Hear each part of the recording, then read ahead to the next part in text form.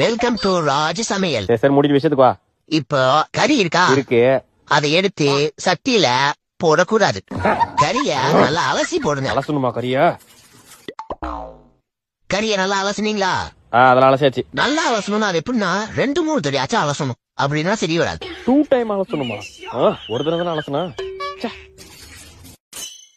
கறிய 2-3 தடவை அலசிட்டீங்களா? அதெல்லாம் 2-3 தடவை அலசியாச்சு. அடுத்து என்ன பண்ணணும்னா இப்போ எண்ணெய் இருக்கா? எண்ணெயா? இங்க இல்லையே. இதுல என்ன இல்லையா? எமோ வீட்டுல என்ன இருக்கா இல்லையா? என்ன வீட்ல இல்லப்பா. என்ன இல்லையா? நீயே போய் வாங்கிட்டு வா. சரி நானே போய் வாங்கிட்டு வரேன். என்ன பைக் ஸ்டார்ட் ஆக மாட்டேது? ஓடி போய் கடையில போய் வாங்கிட்டு வந்துட வேண்டியதான். அண்ணா 1/2 லிட்டர் எண்ணெய் பாக்கெட் ஒண்ணு. தேங்க்ஸ்ண்ணா. ஒரு எண்ணெய் பாக்கெட் வாங்க 5 கிலோமீட்டர் போக வேண்டியதா இருக்கு. எண்ணெய் இருக்கா?